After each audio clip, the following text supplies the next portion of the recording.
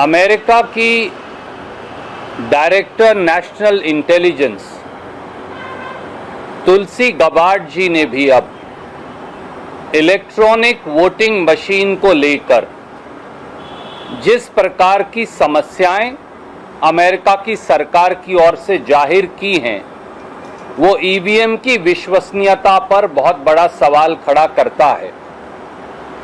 America की director national intelligence तुलसी Gabbard जी ने 3 महत्वपूर्ण बातें कही। पहला, ईवीएम की जो मशीन है ये सारी हैकेबल हैं, यानी इन्हें हैक किया जा सकता है। दूसरा, ईवीएम मशीन्स पर विश्वास नहीं किया जा सकता, ये उनकी रिसर्च ने और उनकी एजेंसीज ने अमेरिका की पाया है।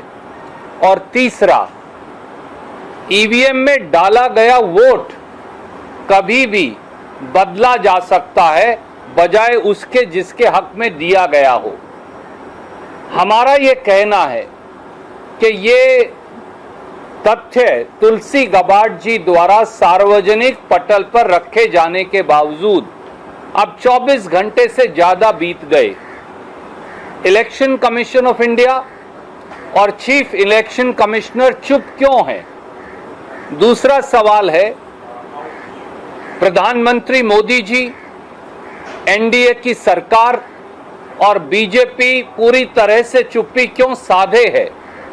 तीसरा सवाल है, सोर्सेस के द्वारा इलेक्शन कमीशन प्लांट करके ये कह रहा है कि ईवीएम बिल्कुल ठीक है, सामने आकर सीईसी ये बात क्यों नहीं कहते?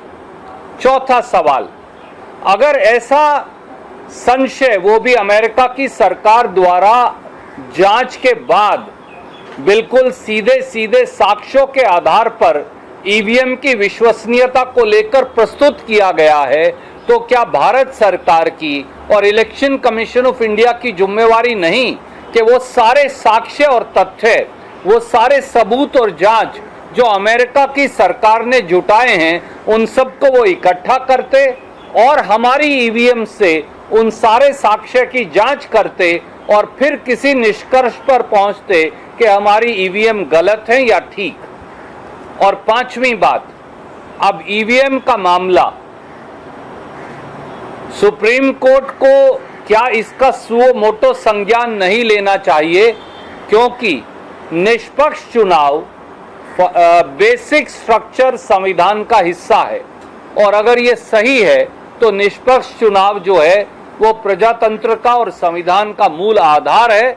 और अगर वहां कुछ गड़बड़ है या वहां कुछ संशय है तो पूरी चुनावी प्रक्रिया और प्रजातंत्र की जो हमारी पवित्र गंगा जमुनी धारा है उसी पर सवाल खड़ा होता है। हमारी ये मांग है कि election commission of India, chief election commissioner, प्रधानमंत्री, एनडीए सरकार सामने आकर देश के सामने खड़े इन संशयों का जवाब दे